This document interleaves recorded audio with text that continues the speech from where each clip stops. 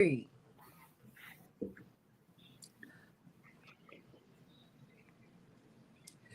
everybody, welcome to the Santita Jackson Show here on AM 950 Radio, the voice of progressive Minnesota. It is a joy to be with you. We've got a lot to talk about, so let's get right to it.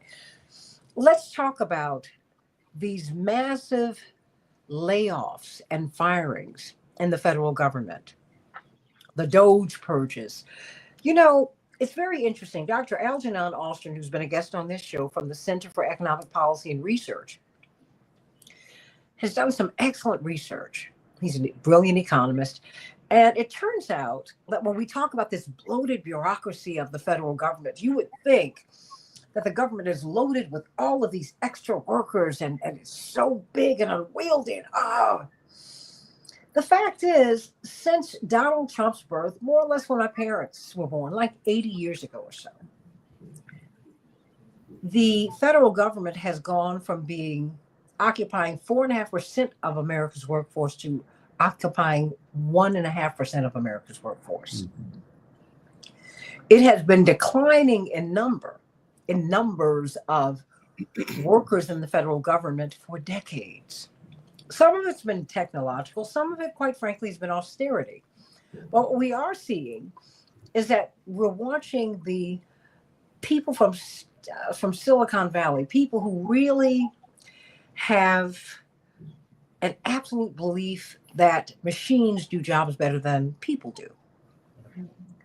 And many people believe, they don't merely suspect, that much of what we're watching is the automation of our workforce. Congressman Jonathan Jackson from the 1st Congressional District of Illinois, to fully disclose, my brother was on the Keep Hope Alive with Reverend Jesse Jackson radio show this morning, the nationally syndicated show that I produce and host. And he said, you know what, let's think about it. He said, I've been turning it over in my mind, because we're all still trying to understand AI. Josh Feinstein, Jews and Allies of Michigan, and Dr. Alia Amar, social justice advocate, and of course, award-winning journalist and Democratic advocate, Livonia Perryman. You know what's interesting? He said, you know how they all, Doge is requiring that these workers send in exactly what they do with their jobs. He said, but if you put that into an AI model, then AI can perform the job. So we need to really think about what they're doing here, right? But in the meantime, you've got human stories. He had his colleague from North Carolina. Her name escapes me. She's an African-American congresswoman. She had 19,000 people at her virtual town hall this past week. Congressman Jackson was able to pull together a town hall in about 2 days. He had 13,000 people. The demand is so great, he's going to have another one on Thursday. And so everyone, please just go to the congressional website, look up Congressman Jonathan Jackson. You do not have to be from the 1st Congressional District to be a part of the town hall meeting. Because in fact, people, Livonia, who were outside of his district, were keying in, logging in, Josh. And one woman said, Congressman, not only have I lost my job, but my 3 children have lost their jobs. This is not just happening in the DMV, as we call it, the DC, Maryland, Virginia area. The federal government employs people all over the country. I think we need to dig down and find out what this is also really about, not just the optimization of our workforce, but really what is the financial state of the country? If you really, really listen to Elon Musk and these people, I've never seen people who are publicly wealthy on the front row at an inauguration, in front of the cabinet, no less. That is not the behavior of the oligarchs. Typically at an inauguration, after you finished at the inauguration itself, some people, if you can, if you're credentialed to get over to the White House, that's where they are. They're waiting inside. Behind the scenes. Yeah, I mean, and they are at the parade, sitting in the back on the reviewing stand. You With go consent. inside the White House, and after the parade, you go into the Oval and you talk to the president. Da da da da, and that's where the people are. They're not on the front row. Right. Right. Okay, so it's just something that we need to start asking: what's really going on here? What's really going on here? And by the way, I had attorney Barbara Arnwine on the show, and she said on Friday there will be basically a protest. No one should be buying anything on Friday, like a day of absence from commerce in America. Since the oligarchs want to play, the American people need to play because they We need can't more make than a day. Yeah, but you know, you need to start somewhere. And this is true. You got to start. You got to start because you know it's getting people are very attached to their stuff in ways that they were not during the 55 Montgomery boy bus. Right. You know, people are just, you know, we're attached to our phones. You know, the attention span is just shrunken. So everybody, you know, let's start with this. I was reading the conversation. 6 years of progress in expanding rights is being rolled back by Trump, a pattern that's all too familiar in U.S. history. It didn't start with Trump, but it is being magnified under Trump. The fact is, since we got the 65 Voting Rights Act, the Civil Rights Act in 64, fair housing, there's been a pushback against that. The Bakke decision lets you know that there was a pushback against affirmative action. That was really the big log that dislodged that. Okay. So it's being accelerated, but let's be very, very clear. Didn't start here, but it's being accelerated. We now have the Afrikaner spirit settling over the United States. Some of President Trump's closest advisors are products of apartheid South Africa. That's Elon Musk. That's Peter Thiel. I mean, that's David Sachs. Roloff Botha, who is Pick Botha's grandson. All these people are here. They have a diaspora who have Charlize Theron, the great actress, who's adopted a black child. They've settled here very quietly. They've settled in the United States. Just like I would say, not making the Nazis, but the Nazis were settled into the United States and into the Americas after the Second World War. Yep. So, I mean, and I'm feeling some kind of way about it, and I have no problem saying that I am, because I think we need to pay attention to it. Because Congressman Jackson also made a point when we were having a meeting on Friday. He said, you're looking at white minority rule. See, in South Africa now, believe it or not, Afrikaners the whites are 7% of the population. 7%. They own 70% of the land. There's 7% of the population. They own 70% of the land. I'm throwing a lot at you because I want you to know that a lot of stuff is happening and we need to think about it all at the same time because we can all walk and chew bubblegum at the same time. As we're watching people who are being cowed into either you resign or you're going to be fired within the next 24, 48 hours. What if you have the flu and you've gone off your email? What if you have COVID? What if you're on vacation? What if you've had an accident? What if you've had a family emergency? What if? There's a lot going on. Excuse me, when you've been fired, you lose benefits, right, Livonia? Yes. When you resign, you get parachuted out. There's a lot going on. So let's start here because we do have an attack on civil rights, but let's start with the attack. Excuse me. Thank you so much. Hallelujah. Thank you. Let's talk about the attack on these jobs. Livonia, why don't you start there? You and Josh were at the Democratic, Democratic convention, the state convention. So yes. I'd like to get a report from both of you because I was at the gathering in Washington, as they were electing a new chair. But I think it's important for us to figure all of this out. And of course, who would know? My brother, Congressman Jackson's calling me right now. Let's talk. Maybe you can Tell dial him in. to join. Tell him to join. Let's throw him on the show. Get his feedback. I would love to, but let him. All right. But please start, Livonia. As you were speaking, thank you so very much for always inviting me to a wonderful show and among a wonderful team. I was thinking back, my dad was, when he passed, he was 99 years old last year. And I remember when I was growing up, I was in college, I believe, and my dad was sitting on the front porch. And my mom and dad were talking about my dad taking a buyout. Now, I'm not really figuring out what the buyout is in the industry. Joshua will know about this. But what was happening at that time, the machines start creeping into the big three. Of course, you know, there's a big 11 now. That was Chrysler, Ford, and General Motors. So they had been creating this mechanism for people to be eliminated and machines to do the work of the people. It didn't happen overnight. It didn't happen overnight. But the workers were hearing the conversation, really didn't understand what that meant.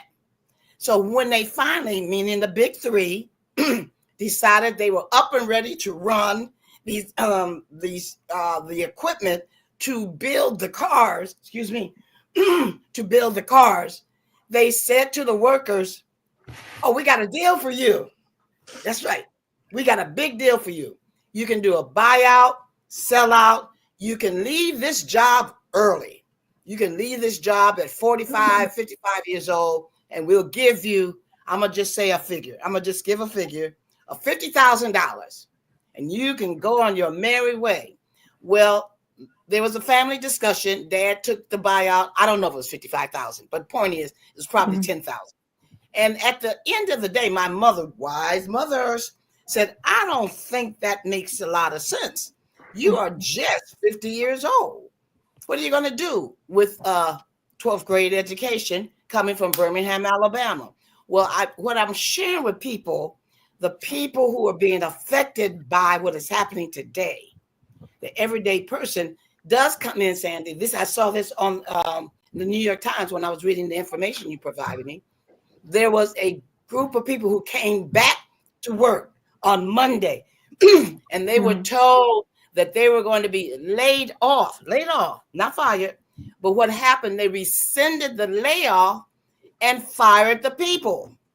And so they had no clue. This actually is in writing. They had no clue that they were losing their job that they had on Friday, and they were losing a job on Monday. They're not just, you're right. And I want people to hear me. They're just not moms and dads losing their jobs. Moms, dads, former graduates from 2024, people who just got a job, and is at every level across the country. Detroit, Chicago, North Carolina, Atlanta, DMV, Philadelphia, New Jersey, wherever you may be. But guess what? I want people to, this is where I am, and we can move on. Why wasn't this message the message during the campaign? I'm just asking, just giving a thought.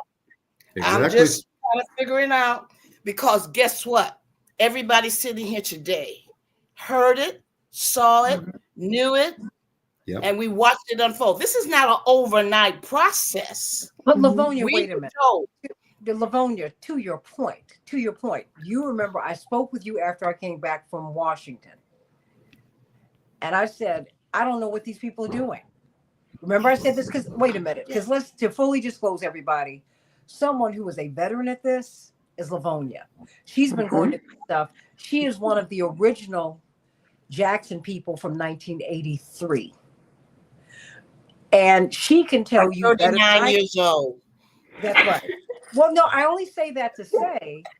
Well, she's been doing it for 30 years. What she people did it when don't she was understand born. is we had no standing in the party. We had no standing really in American politics. So you had Black Republicans who supported Reverend, which empowered them after 88, that's where Armstrong Williams was head of Young Black Republicans for Jesse Jackson. One of Reverend's biggest supporters. Well, I mean, we had a lot of Black Republicans, but they were not of the ilk that you see now. These are race people who are like, wait a minute, we got to make this thing fair, period. Pastor E.V. Hill, who's one of the biggest evangelists of the last half of the last century, switched parties to raise money for Reverend, to vote for him. He said, and if he becomes a nominee, I will be a Democrat to vote for him. Y'all know I'm a Lincoln Republican. Don't care. I'm with him. I'm saying they're not hearing the needs of the people. And I want you to respond to this, Livonia, because I told you Brandon Johnson, progressive mayor of Chicago, very decent guy. He is seeing a sea of red. You know this, Dr. Amar. Yes, I do. Black Chicago is turning MAGA. And they're unashamed. They're like, look, you all aren't hearing us. Donald Trump is hearing us. And on this birthright thing, they're going to say, wait a minute, this was about slaves. This was not about anyone else. I know where this is going. I know where it's going. They're not hearing anybody, Livonia. That's what you're telling me. And you, on the national level, on the state level, I'm saying, because you've seen this on the national level, you know how frustrating this is.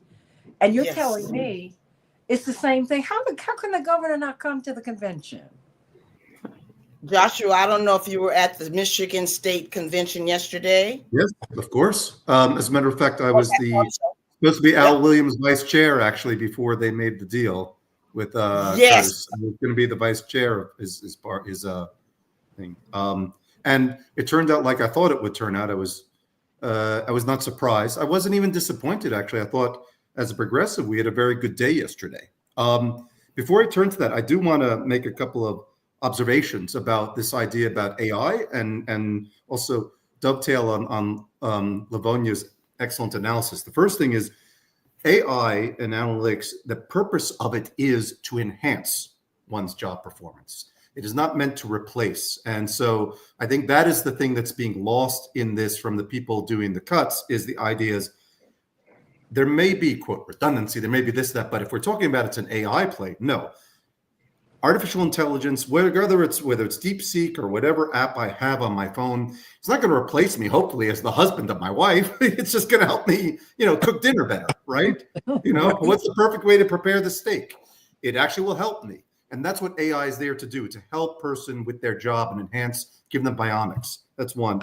In terms of what's going on in the blood in the streets, I don't think we should be surprised. This is very clear about what they said they would do, and this will just be the beginning. The thing is what do we normally do? Is we normally turn to the Democratic Party to be our bulwark and protect us from this. But as Livonia has noticed, and we've all noticed, the Democratic Party, of which I'm a part of, has lost their soul and lost their way. As we saw that's why they lost the election, because they don't understand. So comes down to the idea of, so what do we do? And Livonia, yesterday, as you mentioned about, you're talking about in the Michigan Democratic Party convention yesterday, what we saw was the execution of the first part of our plan. And again, talking with Santita a lot over the past year is we took a page out of the Republican playbook. It wasn't sexy, it wasn't fancy, but we made sure that we got a number of those SEC seats in almost every district. We made sure that we made inroads and got seats in those caucuses. Again, not fancy, not going to get any headlines from it, but it is how you set the foundation and begin to build power at the grassroots. What is my point? Is it's going to get worse before it gets better, but we're taking the time, as you mentioned, Santita, to keep registering people and keep on getting roles in, whether it's a library board or a steering committee board. We got quite a lot of seats yesterday. And yes, we didn't win and we didn't win the, Curtis, rightly so. When I walked in, every T-shirt, everything said one team Curtis, one team Curtis. Of course, he became the chair. But if you notice, Liano Sharon, with his kofia and his hat and his whole, was standing next to him as he was giving the acceptance speech, right? So that even though it's an optic, that shows that they acknowledge that there's a lot of progressives that are there now. And then actually the things we believe in, living wage, not mass layoffs, healthcare for all, goddamn drinking water from in your home. that those things, even if we can't get them tomorrow, we are building for it. We're building for it. I hope this makes sense, Livonia, because you were there too yesterday. What was your feel? It definitely does. I mean, the other optic was, first, so you'll know, is Curtis Hertel is our new chair of the Michigan State Democratic Party. And a brother named Al Williams, a friend of the family here, running for chair also, to make a statement. And he did. And the optic was, so everyone will know, that at the convention, Al actually rescinded, pulled back his members, his position, and endorsed, if I'm correct, Joshua, I don't know what went on behind the closed doors, but endorsed Curtis Hertel, which was, I'm gonna just say, everybody, it had to be 1,000 people in the room who were shocked. Maybe 2 people weren't, and it was Hertel and Al Williams. Those only it's 2. Interesting.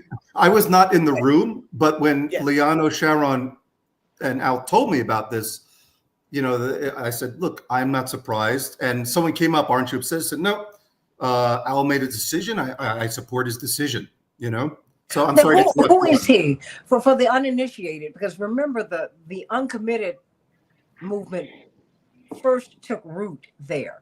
Is that someone from uncommitted or what? No, I think Livonia could speak to Livonia. You've known Al for a while, so I think you're better versed in terms of explaining who Al Williams is and how he came to be in the play. Al Williams is, of course, a Morehouse graduate, but he is born and raised here, and he is an operative and very supportive and very organizer in the state, well respected. Many of the people who have been successful running for office have had Al Williams on the team.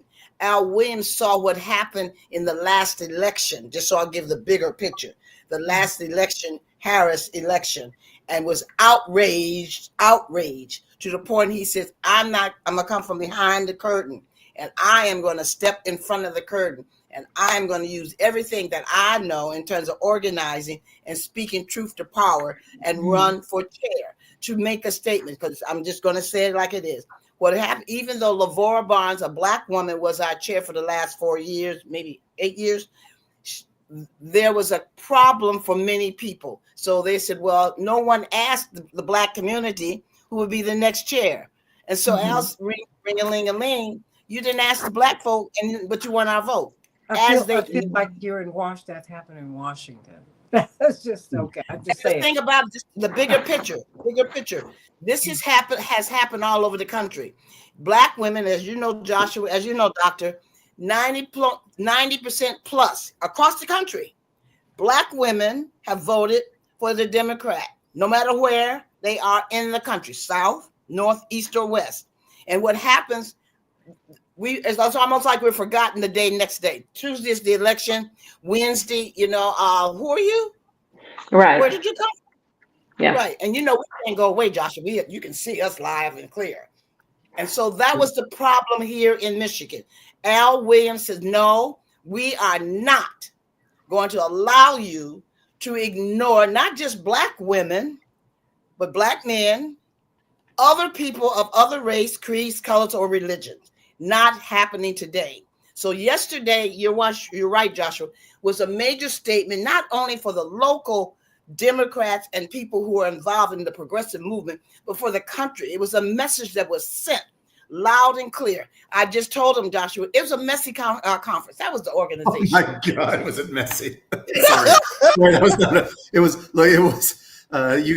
Livonia's kind of touching on a little bit of the disorganization on that. I mean, no, is it disorganization or is it these differing opinions? Because see, what concerns me, before I bring Dr. LaShawn Latrice into the discussion, I want to hear from you, Dr. Amar.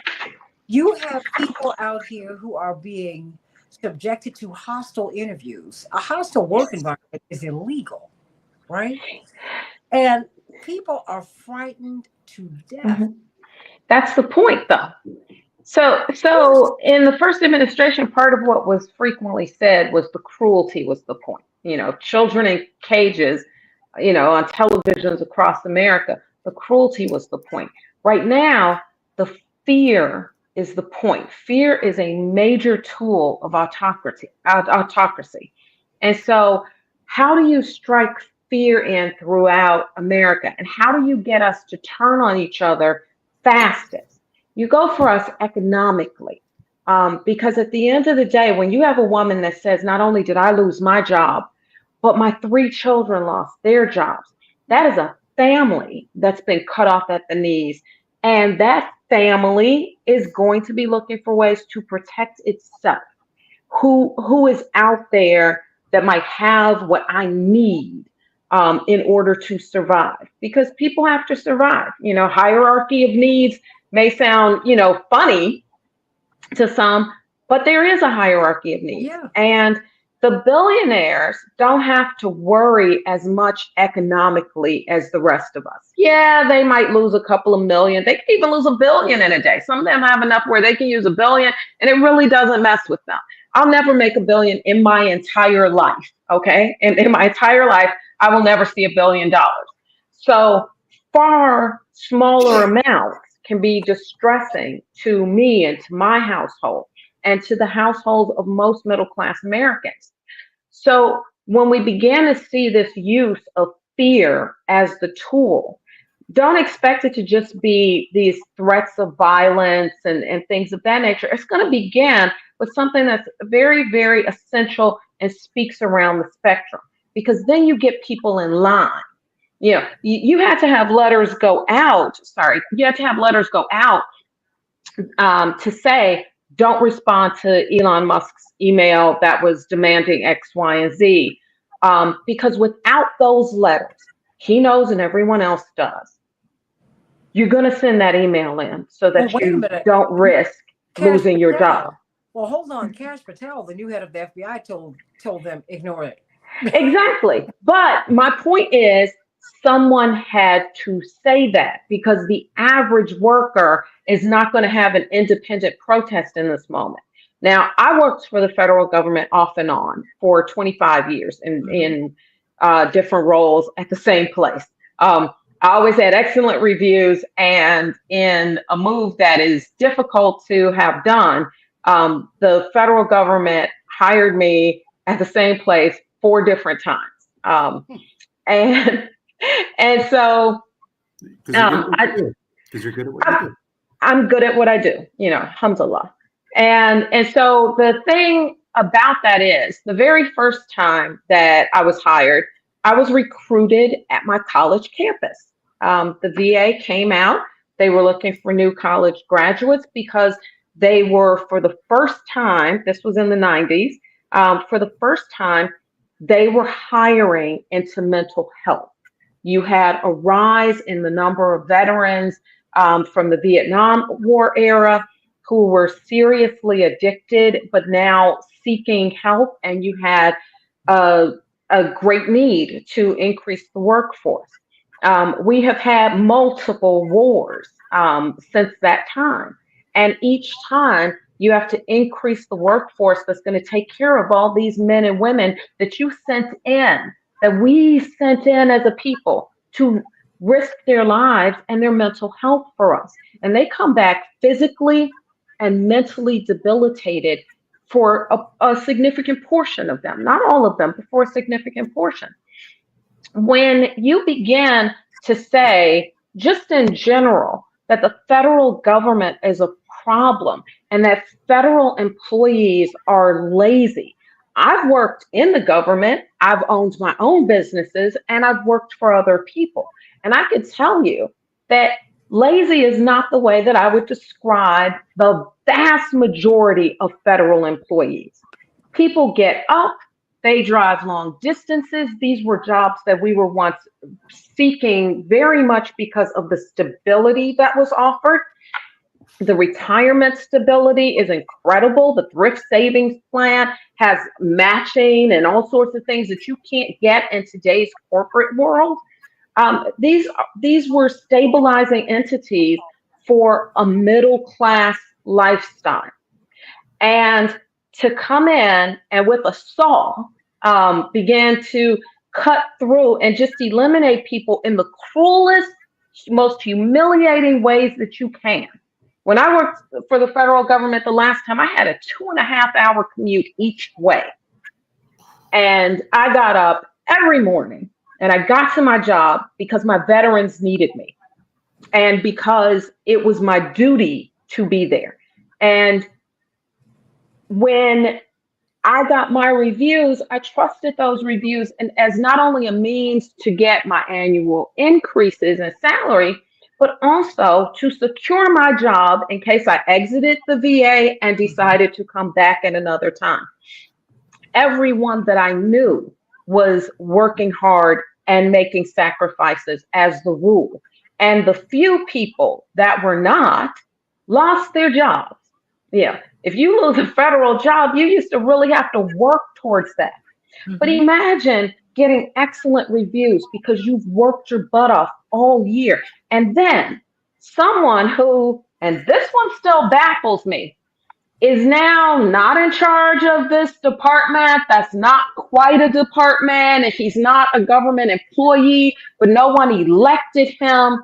And he's bringing with him white supremacist ideology from a country that we marched on the streets for decades to free the people that were being suppressed under white minority rule by people like him and his family. When that person sends you an email anonymously to tell you that they are stripping away your ability to feed and clothe your children, to pay your rent, to make your car note, when that person randomly, without ever knowing your name, decides that you might be homeless in a few months, we need everybody to really look at what's happening in this country, because it's not that we're losing something. It's that we have already lost something. Our Congress has not fought back in the way that we needed to. The Senate has been particularly despicable and disappointing when it comes to their pushback. And it's up to the people that are showing up in the town halls, the people who remain unafraid. Because if cruelty was once the point and fear is now the point, you have to decide to be afraid instead of empowered. Well, you know, I bring on Dr. LaShawn Latrice, community psychologist. I've got two people who deal with the brain and emotion and how we think and how we feel. Solomon Harris, you make the point. Where was all of the outrage when Obama had to cut federal jobs? I hear you. I told you at the top, 80 years ago or so, 4.5% of America's workforce were federal jobs, technological advancements, austerity, all of that. Now we're at 1.5%. If we need to cut, I don't have a problem with that. But I don't think we need to bring a hacksaw to this. I know that the Pentagon has failed in their audit 7 consecutive years. No one is thinking about auditing them. We cannot even get an audit on the Fed. Fed is not a government entity; it's private banks. I mean, there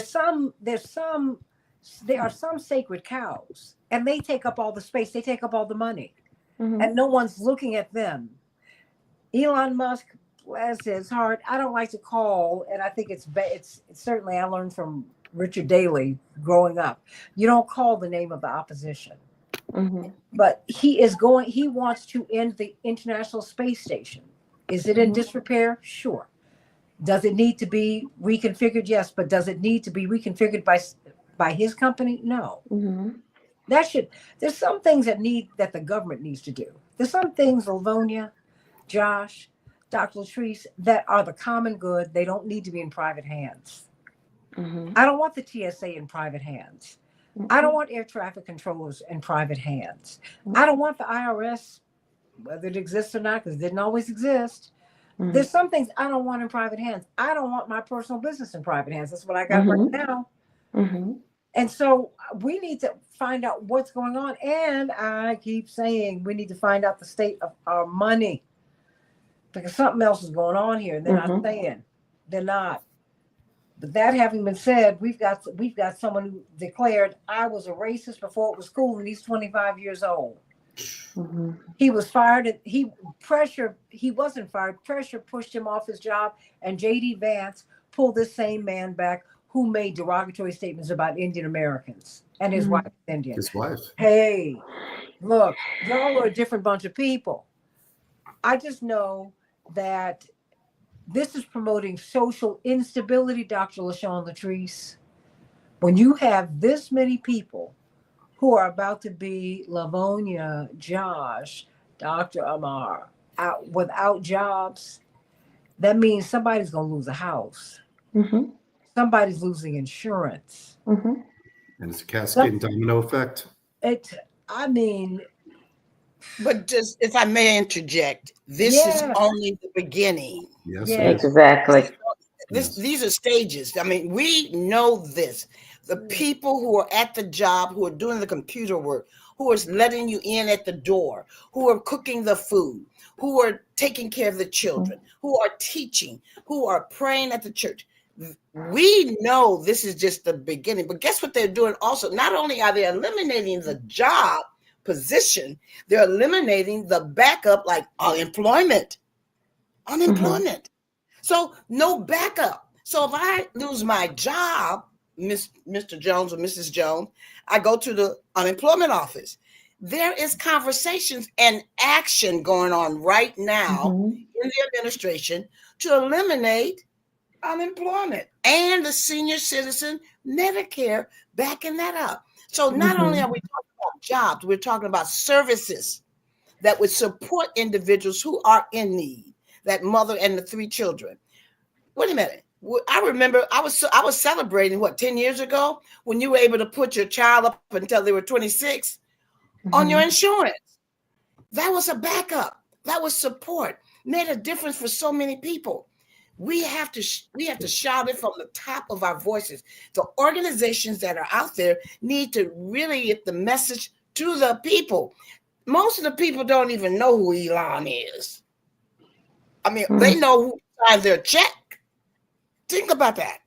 They know who signs the check. They know what the job description is. And so they get a letter from this guy and they freak out. Then they don't have no recourse. Where's the recourse? Where's the backup? Well, I want to hear from you, Dr. Latrice, because it's not just happening in Washington or Virginia or Maryland. It's happening all over the country now, which is why these town hall meetings are so full. Congressman Jackson had one with more than 13,000 people last week. He pulled it together in a couple of days. He's going to have another one on Thursday.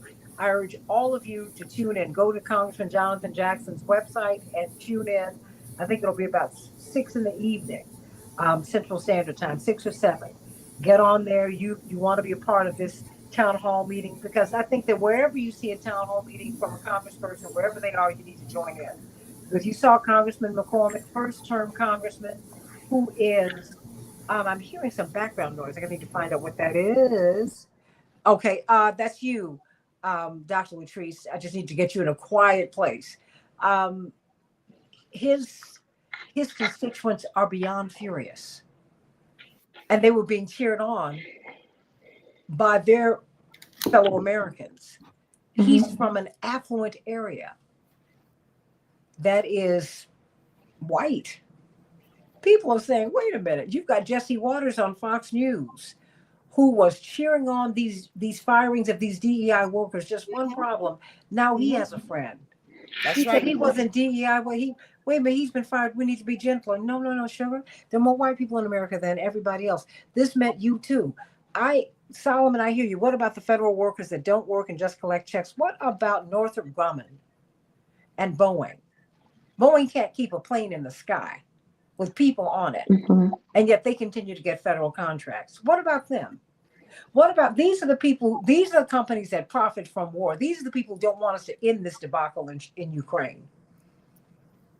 Because Ukraine is not getting the money. It's the military industrial complex is getting the money. The contractors are getting the money. Yep. So while we're talking about these workers, they are a small fraction. They're not even 1.5% of the workforce anymore. The big money, we got $1 trillion Pentagon budget. They have failed their audit 7 times. Y'all ought to be furious with them, not people. Yep. Not the workers. Yep. Not Yep. the Yep. workers. Most office space in America is now empty because we're in a post-COVID world. Now Yep. people see another way to work. It's a new world, everybody. It's a And new it world. helps people who have to take care. Dr. Latrice, because we only have like 15 minutes left. Oh, this time always moves so fast on Sundays. Dr. Latrice, let me unmute you. And okay, you're back. Okay, well, talk to us. Yes, I just had a conversation with some colleagues of mine, and we were talking about all the chaos and fear that's out here. People did not really realize the extent of what was going on, what was taking place, until the massive things started happening that trickled down to your everyday people like us. And so I was explaining to them that this is not only a traumatic time for the country, but it is also a time for us to engage and to unite.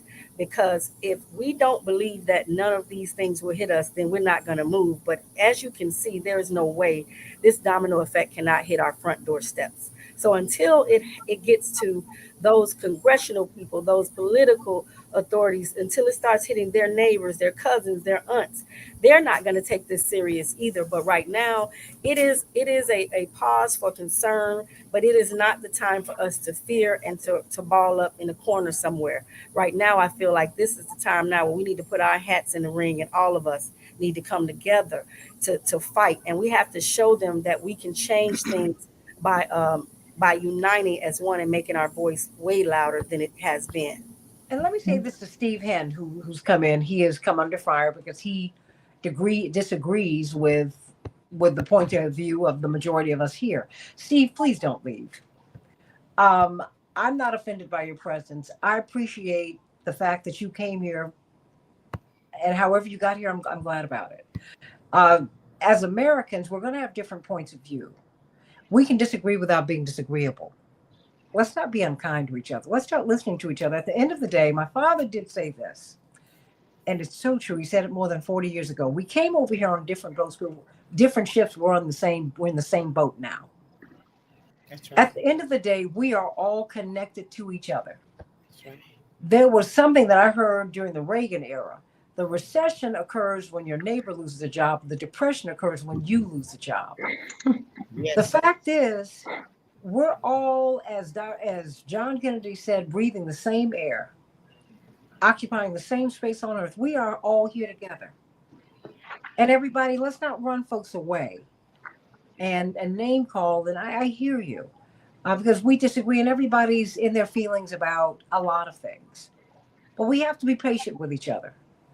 Here, here. And I appreciate people who come here Yes. who might even want to be disruptive. I hear you. I ask that you not do that because it's not constructive. Mhm. But a differing point of view, you might have something to teach me, and I'm willing to learn. I hear you. I hear you, Robert. I hear you. But you know what? I guess I have a lot of training in this space, from people trying to bomb our house, from having hostile teachers in grammar school, from people coming up to me saying all kinds of insulting things as a child. I heard it all. Mhm. And my father would tell us, and my mother would tell us, don't take it personally and do not respond in kind. I don't believe in that.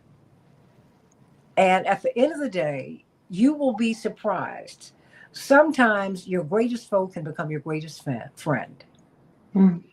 Keep on living. Just keep on living.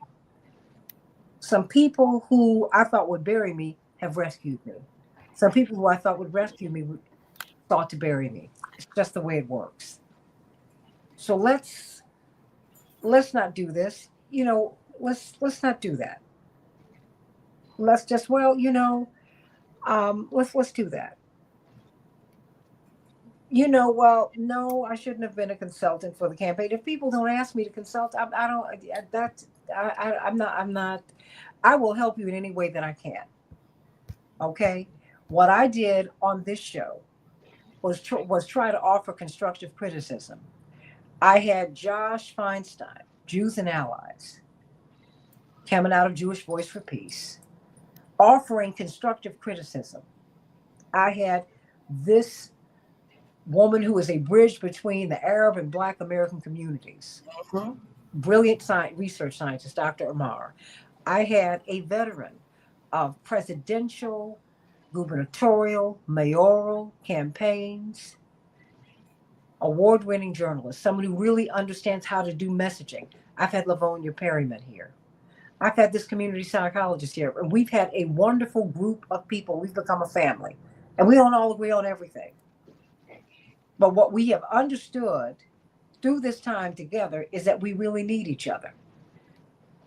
We can't afford not to be together. Mm-hmm.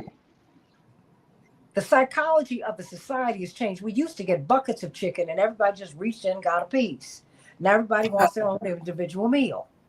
Mhm. Well, you know what? That's about to change because a whole lot of people are we're going to have to move in together. Mm-hmm. And maybe that's not a bad thing. Maybe we need to learn that we really do need each other. So be careful what you say to people. Be careful what you think about someone. Because if you keep on living, you will get on the other side of that. The negative energy that you put into someone will be put upon you. Let's not do that. Let's not do that. I'll take the incoming fire. I'm here. It's the Santita Jackson show. I'll get it. I take my fair share of criticism from everybody here, and that's all right. But let's not do that to each other. Don't do that. Don't do that. We're talking about people who really struggling right now, and they're trying to figure out if what's happening to them is legal. Only the U.S. House of Representatives has the power to form a department. The Department of Government Efficiency doesn't even technically exist. And yet this man, the courts are giving him the power to do a lot of things that he's doing. What is going on here? Say that again for the people in the back, because there's a point that I think is understated. That the Department of Government Efficiency, I don't know if it legally can exist because the House of Representatives didn't create the department. The House of Representatives has to create a department. They're the only, that's why, Congress, wait a minute. That's why when you hear the frustration of Lavonia Perryman and Josh Feinstein being at the state convention in Michigan, one of the most pivotal of states, when you hear the Democrats not listening on the state level, on the local level, on the national level, you know what? The Democrats and Republicans have something in common. I heard it this morning on the news, and I went, You know who's at the center of the Republicans' conversation and their ideology? Trump. You know who's at the center of Democrats' conversation and ideology? Trump. Mhm. Trump. Trump. How are you going to win like that? That's right. How are you going to win Exactly. just being anti-Trump? Exactly. Really? Right. You're not giving anybody, you win by giving people something to vote for. Republicans had something they were voting for. Yep.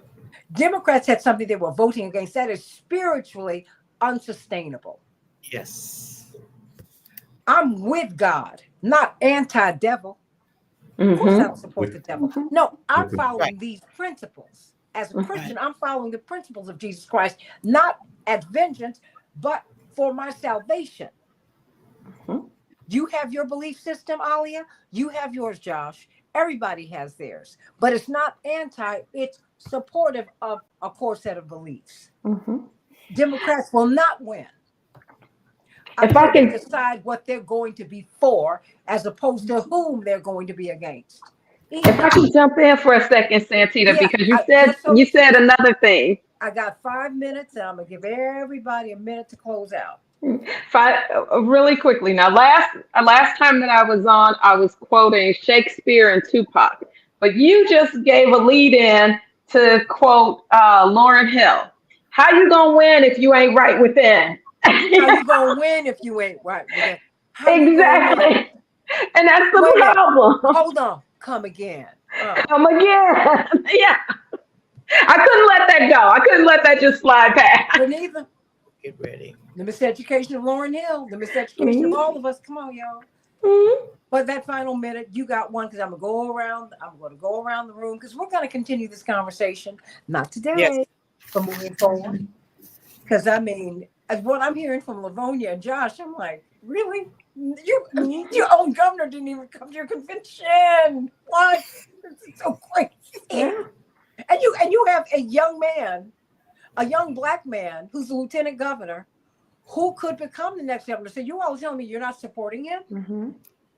Garland Gilchrist. Do you understand what I'm trying to say here? Okay, well, Alia, Dr. Omar, please help me. Okay, I've been like going last, but what I just want to say is, we can push back. The people can push back. We can take this thing. First of all, we've got to stop electing garbage people without backbones. If they aren't doing something directly for us, and I don't mean you and your narrow little sphere of, I come from this cluster of people, us, the 99% of people who have to worry when our economics go bad on the short term because we don't have billions to back us up. If they're not doing for us, get rid of them. Get rid of them. And the reason around having representatives is so that your voice is heard. Call your congressman, call your senator, get out there on the street, attend these town halls. They will pay attention to that because at the end of the day, until he who shall not be named decides that he's just going to chuck elections in whole, until that day, this is still a republic in which our representatives are elected. And they spend millions trying to keep their jobs. So when their jobs are at risk, they listen. Let them know that they need to worry about their jobs. Show up and tell them what you want. And they need to worry about the economy. Mm-hmm. I mean, it's just worry about all of it. Dr. Latrice? Yeah, I just want to say in closing, when I think about where we go from here, we have to have these intentional conversations, like you said, making sure that we talk amongst our peers, we talk to people who might not necessarily think that these things are impacting them, but also let's hold these elected officials accountable.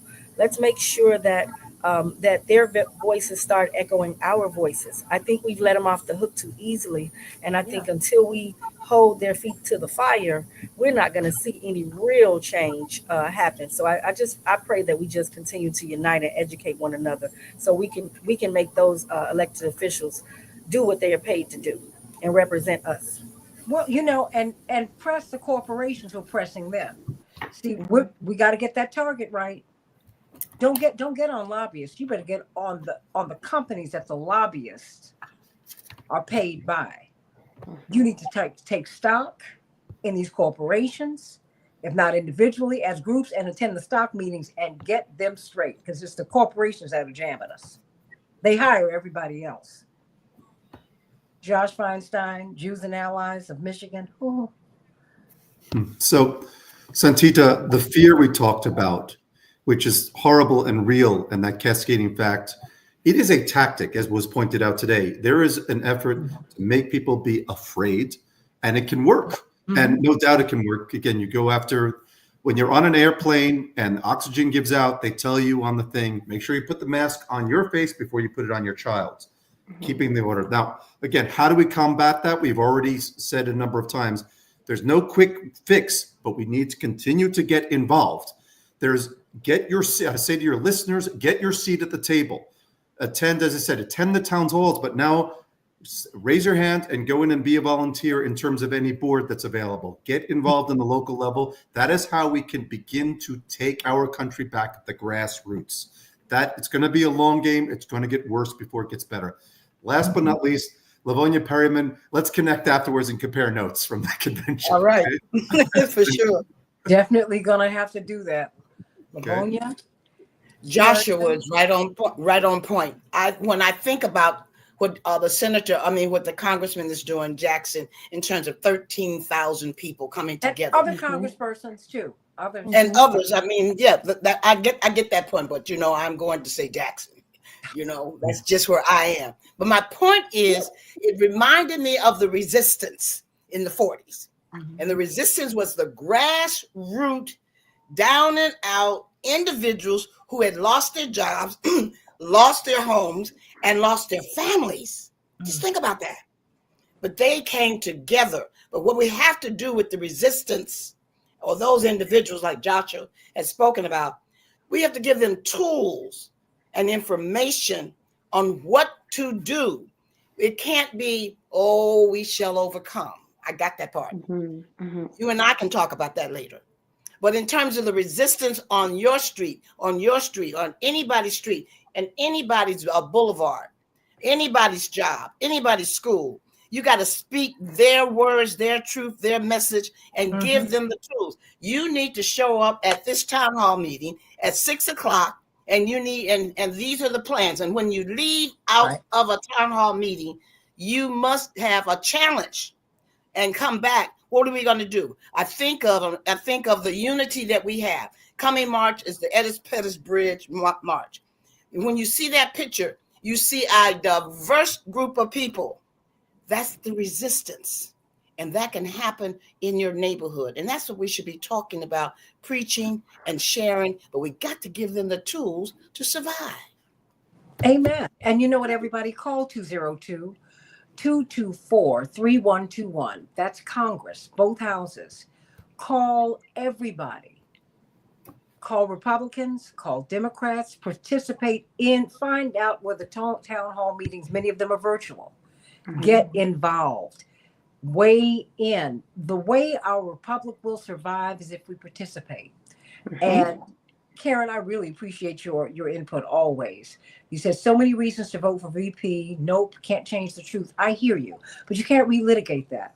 What we tried to do was tell her where she was missing the mark. See, I'm here in Chicago. I've got a very progressive mayor who's a very decent man, who's coming into a city council filled with a sea of red. I'm watching Black Chicago turn MAGA because the Democrats won't listen to them. And you can go on and say to these folks all day long what the Democrats, that the Democrats are your last hope. That's not going to work because number one, it's untrue. Your last hope is God. Yes. A party is just a means to an end. It is not the end in and of itself. Yeah. You have to, it works. The system works when you work it. Now, President Trump is the president I've got. If we need to march on him, we need to do it. And you need to march on any president or any leader any elected official who's not doing what you need them to do. Stop having a love fest with someone you elect. That's not what that's about. They're supposed to deliver for you. And all these other people who we're fangirling and fanboying about, you need to ask them, what are they going to do? Exactly. What are they going to do? Now I need to hear what President Obama's going to say. He's one of the most influential people on earth. Yeah, eyes get big. Yep, Livonia, because you know what? Whether Reverend was running or not, he was involved. And with all of this influence, with the phone calls that he can make, we need some help. And since we delivered him to the White House, he needs to deliver now. Yeah. And for all the third party people, your third party person can still do something, right? They shouldn't just disappear right after the election with the money they raised every few years. What, I mean, if your third party person is so great, they need to be leading. And you know what? And I don't have a problem with the third party, but what I need y'all to do is understand that people need to deliver for you, and they need to deliver all the time. Yeah, all the time. Y'all still asking. Well, if I may say, one thing that all the people regard from 18 to 80 can do right now is use their social media. Okay. And tell the story. AM 950 Radio, the voice of progressive Minnesota, the Santita Jackson Show. Okay, you all can talk just a little bit more. I just needed to get off so I could give. You're still live. But I've got a couple more minutes. Yeah, but people need to say something. You know, I mean, you can't just elevate. But look, we're not in that kind of game. We don't have that kind of space. I cannot afford that. Because our problems are too real. They're real. People are out here. Folks, it's about to get very real for a lot of people very quickly. Yes. A lot of people about to lose their homes, y'all. Absolutely. It will be cascading effect. It will cascade and tumbleweed. People are going to fall. But you know, from very high perches. by summer, that pressure is going to be right where it needs to be because people have been so disconnected from engagement. And by summer, there are going to be people whose houses are in foreclosure. There are going to be people who can't afford groceries. We're going to really see the impact of these pandemics. You know, I'm going to say this because we're not on the air, but the young Congress. But we are talking to the people. I'm cutting off. Okay. I'm saying I cut off, but so that we could talk, and because I wanted to hear what they were saying. Okay. Well, all I'm putting on is oh God, now her name went out of my head again. The amazing representative from Houston, Texas. Oh, Jasmine. Pardon me? Jasmine Crockett. Yes. So she said earlier this week that she didn't want to hear people suddenly just complaining and railing about things. She said, you know, when the Ebola outbreak that they've had more than 70 people already in New York and you're not being told about it, when that becomes a big deal, then you'll see. When this bird flu epidemic is expanding at the same time that the FDA is being cut, then you'll see. And then she said, today is FAFO day, and you all need to realize that and get your acts together. And I thought, well, that's frank and refreshing and true. People need to understand that there are consequences to the ideologies that they espouse. That when you say cut the government, yes, you can do that by cutting waste. You can slowly have a workforce reduction in a responsible way. The last few cycles that it was done, it depended a great deal on the number of people retiring, and you have a much older federal workforce right now.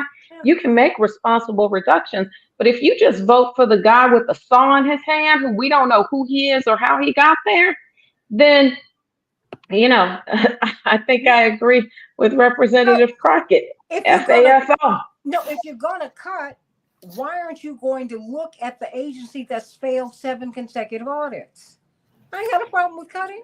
I don't have a problem with that either. I'm trying to cut clothes right now. I've got a bedroom full of racks. I got to cut. Okay. Oh, I'm headed over. I'd have to cut the clothes in half, but that's another story. I'm on the way over. Don't cut my clothes. No, I mean, I'm with purging, but I'm saying you got the wrong target. It's just like we talk about lobbyists. You talk about lobbyists because you don't want to talk about the corporations, not you, but we keep moving. You talk about the elected officials instead of paying them more money, taking dark money out of politics. All that can happen. But we're the ones who have to make it happen. Because you have people on the Hill, you have representatives who are living in their offices. One of the most expensive places on earth to live is Washington, D.C. Yeah. A studio apartment can cost you $5,000 a month. Yeah, I said it, and you know it, Livonia. Yes, lived there 27 years. But Santita, guess what? But you make a very good point. But guess what? Word to the wise. They know what they're doing. They're not trying to do what you're suggesting. They know what they're cutting. They're cutting people from their jobs. That's what they're doing. That is their focus.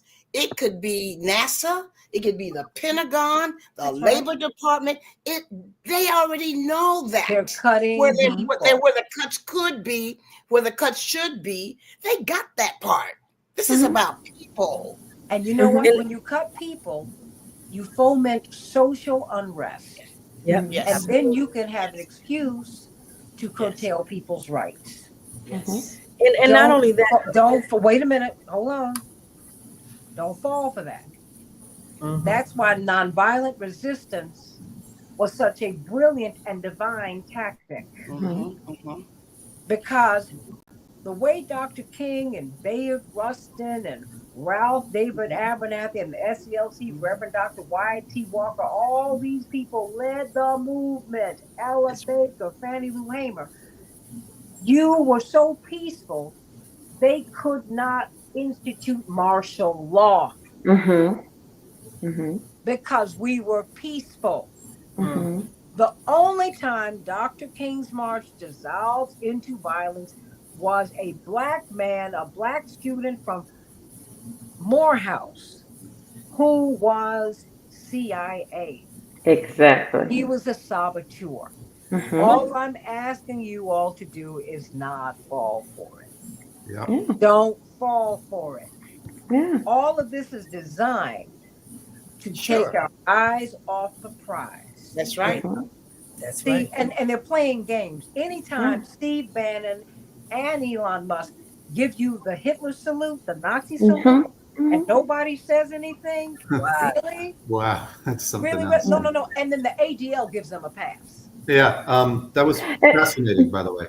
That was And it was so bad that the representative from France left, said that they absolutely could not give the speech over at the conservative convention because at the CPAC convention, they couldn't give a speech because of that Nazi salute. No. They can recognize it fast or not. No. But what I'm saying is the ADL is playing a game.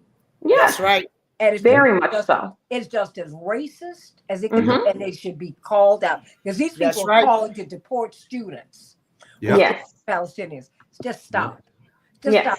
Where you see the ugliness, you need to call it out. Absolutely. You need to. We have a bill that just got put in Illinois. People can look it up. It's HB 2723, the Human Advocacy Protection Act, and that is Representative Abdul Nasser Rashid who put it in, because in 2015, Illinois decided to institute regulations against BDS, boycott, diversify, sanction. This was an economic strategy that had been successfully used during the civil rights movement, during the anti-apartheid movements. It is a necessary tool in the armament of people fighting for justice. And the state of Illinois said, no, you cannot boycott the state of Israel using BDS. We will make that illegal. And so right now, and people should push for it, Representative Abdul Nasser Rashid has bravely put forth another bill to say, no, you return all of the methods of peaceful protest back to the people without restriction. That is the nature of protest, and we are deserving of access to all of our tools. Well, I like to go back to what we were just talking about in terms of the signal, the hand, and all of that, and ACLU and all of that. What is, we can do double track. We can talk about the legislation and the laws and all that. What we as a people should be outraged, and it should be shown. I'm tired of seeing, what you ate at whatever on Facebook. I mean, can we talk about, I am outraged that this man is allowed to raise his hand and disrespect a whole nation of people? Can we have that kind of basic conversation on TikTok, on Facebook, on X, wherever? That's what I'm saying. That's the peaceful resistance that I'm talking about. And we have to speak to them. I can speak to people and go to Lansing and talk about the law of 140 reparations. It's dead in the water. I mean, I can show up. I am support of reparations. I'm trying to get people on the block to learn how to spell it.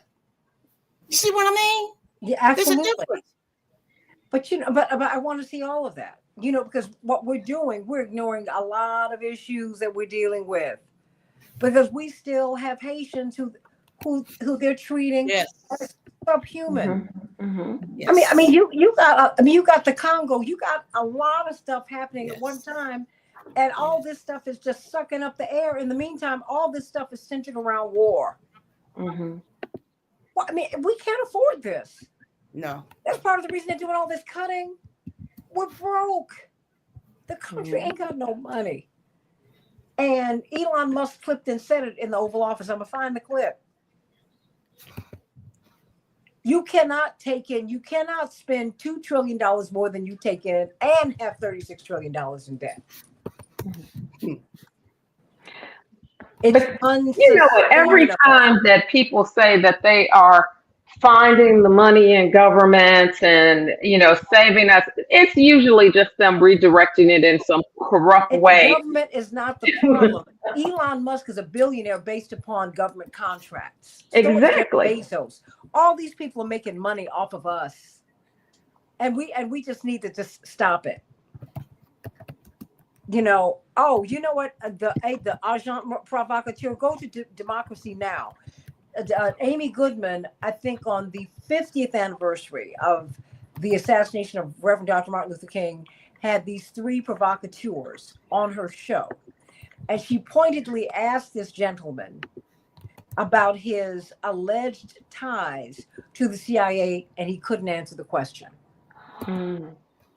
Everybody knew, because my parents didn't march with Dr. King, they worked for him. Mm-hmm.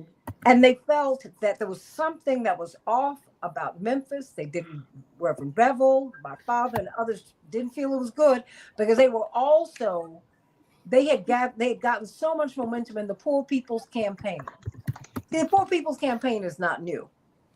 The Poor People's Campaign is a continuation of Dr. King's campaign, that once he was killed, as devastated as his staff were, they went and had a sit-in on the mall. Reverend was the head of Resurrection City. Mm-hmm. So when people start talking about, I'm like, no. Poor People's Campaign is something I know about. Y'all, wait. Now, if y'all, and if y'all gonna have this campaign, then you all need to go and have a sit down on the mall. Have a sit-in on the mall, because that's what they did. And then Reverend took them into the Senate dining room and took hundreds of people and had them go on through. Somebody at the end, they said, "Okay, well, Reverend, who's going to pay for the bill?" He said, "The people will. They're eating," and he just went and sat down while everybody ate. Yeah. Get creative. Yeah. Reverend Jackson, he spoke to the people.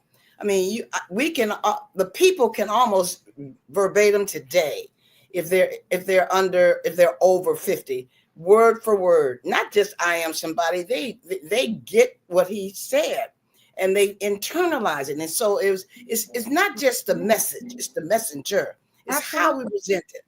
And I struggle with that, because I keep saying to my good friends who I love dearly, my Democrats, I ain't going nowhere, I'm right here. Yeah. We have to structure the message so the people in the resistance and in the Capitol get the message and act on that. And then we got to talk about, what are we going to do about it? We know all the problems. Everybody knows the problem. We don't have to write another thesis or dissertation on the problem. Mm-mm. If anybody knows about problems in America, it's Negro people. Livonia, that's where they lost. I mean, because when you were trying to convince the people who were not, who they weren't even shaky, they were angry. The message was so off. So, I mean, while folks are getting upset with this show and with me, I'm like, oh, come on, y'all, wait a minute. Yeah. Well, part of the reason that the message was off was it ignored being progressive. It ignored the social justice concerns of the people. It was allied very tightly to the same old messaging that we were rejecting. Alia, this is what they did to Reverend, and they did it to Bernie. I'm saying this ain't new. Right. I mean, first of all, you couldn't even mention Palestinians by name 40 years ago. I'm old enough to remember that. They were called. So am I. Okay, they were called the P word in 1988. And the president of the United States still uses Palestinian as a slur. No, but no, the what, people on the street, the progressives, were out there pushing for Palestine. What I'm trying to tell you, you couldn't even mention them by name. It was illegal. You had a no talk policy. Right. That's what I grew. That's what you and I grew up with. I'm a little older than you, just a couple of years, but that's still. I'm saying you couldn't even mention them because the no talk policy prohibited the use of the proper noun in public discussion. And the uncommitted movement was angered and supported because of the DNC's unwillingness to say and speak of and work on behalf of Palestinian social justice and Palestinian independence in the midst of a genocide. Just give them a sign. So old is new. While their family's getting blown up, just give them a sign. Just say something. And all I'm saying to you is when, and I'm saying not to you, to y'all. I know. When you don't do that, that's a problem. Yes. It's a problem. Don't get mad with me, and don't. And the reason I say let's take the 30,000-foot view, because everybody keeps saying that things would have been very, very different under Kamala. Unfortunately, I'm not so sure that would have been completely true, and I'll tell you why. Because I think that economically we are really, really in deep trouble. These billionaires who are around Trump now would have been around her. They contribute to both parties, y'all. We got a problem, and ain't nobody talking about it. I didn't say no one isn't talking about it. I said ain't nobody talking about it. And there's something that has happened. Did you see what happened to the stock market on Friday? I mean, look, there are a lot of things that are going on. And we need to start asking some real questions. We need to start asking some real questions about where the money is. Zelensky said $100 billion that y'all said you gave to me, the $100 billion extra. I don't have it. Where is it? Audit the Pentagon. They failed 7 consecutive audits. Exactly. Who can fail 7 consecutive audits and then continue to get more money from the federal government? More money than they even asked for. Right. Military industrial complex at its best, right? Well, and when the president asked about it, as Mike Ferner from Veterans for Peace said on my show last week, he said then they're taking on a slow ride around a plaza in Texas. So look, y'all, let's start thinking. I'm gonna go. I love you. I've been going since 3:00 this morning. Woo! Yep. Well, I had to be at work at 6. That's right. You did the show yesterday live. Am I correct? I did that. I did this here. Well, I did Reverend Show live this morning. That's right. And so I want y'all to know I got to figure out what to do tomorrow. But in the meantime, I need a moment. I love y'all. I don't want to hear anything about politics. I'm going to read some mindless, well, actually, a book on history that's going to be fun. And I love you all. If you all want to say anything else to anyone else, see, I've got. Love you much. I'm leaving too.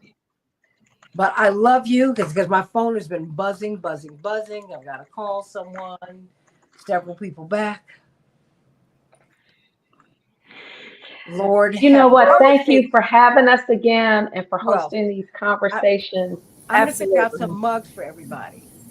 Oh, the Sunday call. Let us know when there's the in-person, Santita, when we're going to meet up. Let us know when we're going to do the in-person, when we're going to meet up. Well, because we have to get Livonia in here from Detroit. Yes. Oh, yes. I would love to be there in person. We got a Rainbow Coalition convention. We could do live from the convention. Well, I'm thinking I might start doing some of these, either at Pearls or at Push. Ooh. Where people can come by. Yes. Because people need to talk and maybe get some soup. Yeah. And little cornbread that's simple and inexpensive, so that people can begin to talk. Because we need to do that. We really need. I'm open to that. I'm open to traveling. Okay. Right. Just I just need a few days. I'm fired up. We're gonna figure it out, and it'll be very, very soon. I All promise. right, dear. But Everyone, first, have a Perfect. safe are you week. going to Alabama? No, I'm not. I'm not going. Are you going? Yeah, now I am. I hadn't Yeah, planned. right. I was thinking about it. I was supposed to introduce somebody at I'm not going. No, right now I'm not. Oh, No. well, you still have another 2 Yeah, I weekends. got a aunt who is 95 years old, and guess who's her caregiver? Oh, Mm. okay. I got you. I got you. Well, Yeah. God, So I'm challenged by that, but I really want to be there. Right. I really want well, to be there. first things first, and everybody pray for Ariel because she did lose her Yes, dad, please. and Yes, indeed. she needs our prayers and our love, our sister. Absolutely. Absolutely. Everyone have a safe week, a productive Mhm. week. You as well. Love you, Morning Stars, Robert, Jerome, Bless Andre, you all. Bernadette, Wanda, correctional officer for lockdown. I love y'all. Oh, mwah. Love you, girl. Love y'all.